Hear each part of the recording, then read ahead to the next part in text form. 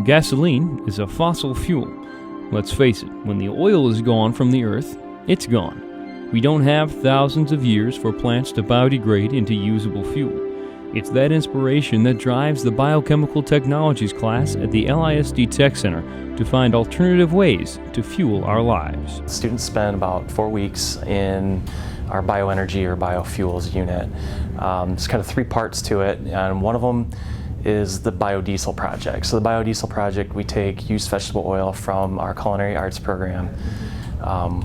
We take about 10 gallons worth of used vegetable oil. The students do 1 liter batches at a time, and they convert that into a biodiesel. This biodiesel is gaining traction around the country as a viable alternative fuel source, one that can be converted from used oil from fast food restaurants or other sources. So we have this big bucket of frying oil, and it's dirty. Dirty oil needs to be, well, cleaned.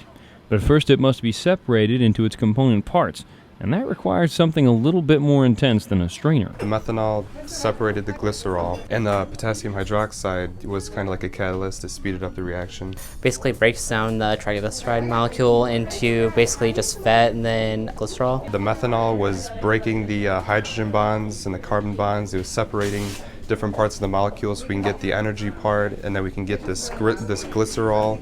It's like a byproduct, it's a waste product. After that was done mixing, we had glycerol at the bottom, that was our waste product, and we were left with our biodiesel.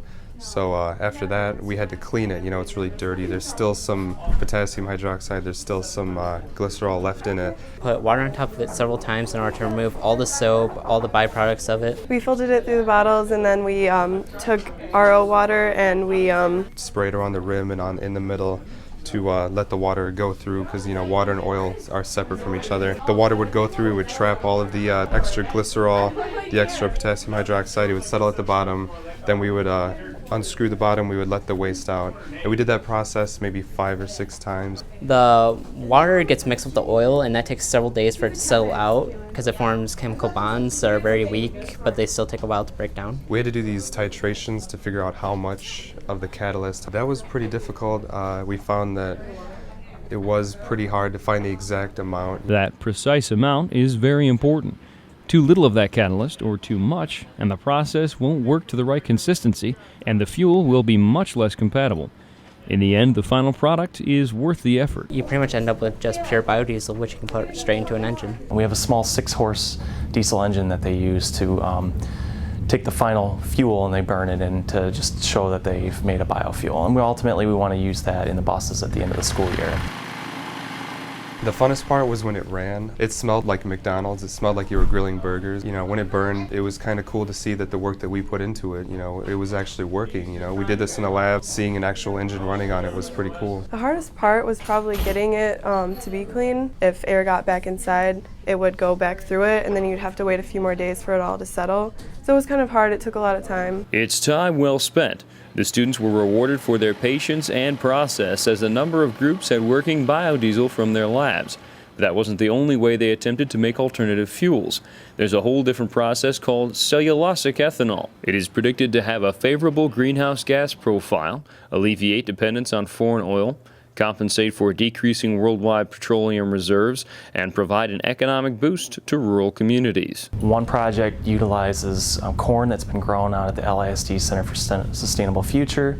So we got corn, it stays in the freezer, we bring it out and we convert that to ethanol. And so the process that they use to do that is very similar to what's done at the Riga ethanol plant, Green Plains Renewable Energies plant there. So the process of taking and making ethanol from corn is you take the corn, you grind it. We added alpha amylase and glucoamylase to break it down to simple sugars, as simple as we could get it. So they make essentially a corn flour out of it. That gets converted from cornstarch, which is complex sugar, and break it into dextrin, which is a less complex sugar. And we do that through an enzyme called alpha amylase. And the students do that. It's called a liquefaction. From dextrin to fermentable sugar using what's called glucoamylase, another enzyme. So we're basically just taking a complex sugar, breaking it down into a fermentable sugar The yeast then convert that fermentable sugar into ethanol and carbon dioxide. The challenge for students, on top of this being a rather complex process, is that they were given the freedom to add as much or as little yeast and other components to their process. For scientists used to a scripted recipe, this was both creative and exciting. What me and Alexis did, we put more yeast in urea. Urea helps the yeast grow. That way there'd be more things for the yeast to feed off of, because the yeast produces the ethanol. So that's the fermentation process, and it takes 5 to 7 days to do that.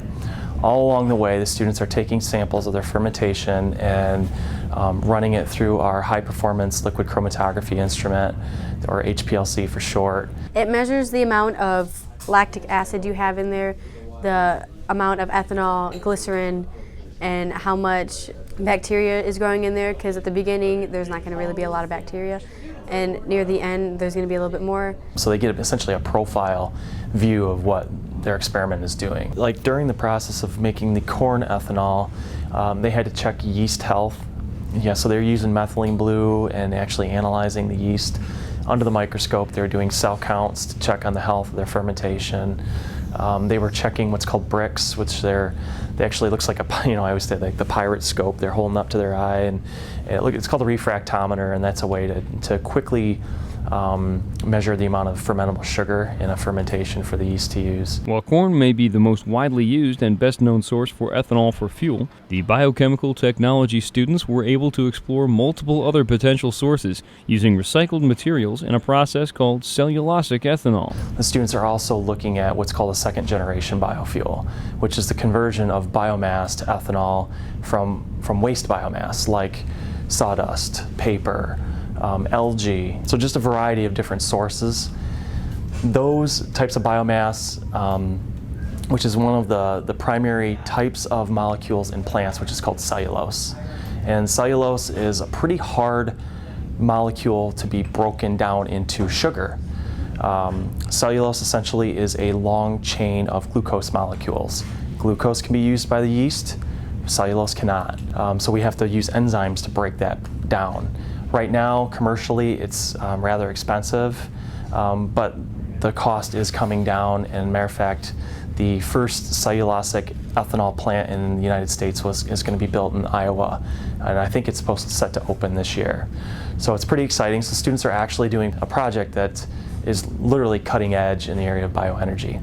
I don't know many school districts that are doing a project like this, so it's pretty exciting. That excitement carried back over to their corn ethanol project, where teacher Toby West came up with a creative way to test out the students' work on their new fuel. Originally, when the students were making their fuel, it's great to just see it burn, like put a match to it, but I thought, is there something more interesting that we can do with the fuel when we're done with it? Because we were able to make enough ethanol where they were able to recover the ethanol to put it to fuel our little external combustion engine, our Stirling engine car, which was a lot of fun, which we did at the very last day of our bioenergy or biofuels unit. You just fuel the fuel tank, and the fuel doesn't have to be very clean or high quality. You literally just light a match to it, and the heat from the fuel heats the piston from the outside, and once you get the piston started, it lets the car go, converting that chemical energy into mechanical energy, and a little competition between groups. My car won. Some groups, if they didn't filter it out as many times, it wouldn't run as well, or if they didn't have certain chemicals in it, then it wouldn't run as well as other groups. Our ethanol is more pure than everybody else's, so it burned better in the car, and it burned faster, so it went for a long amount of time. So they can see the chemical energy being converted to mechanical energy and actually do something with the fuel. Future-based projects will help these students be ready for potential careers in sustainable fuels and other technologies. Instead of just working on what's been done, they are walking down new trails, learning skills that will help this nation and others around the world find new ways to power our vehicles, cities, and lives.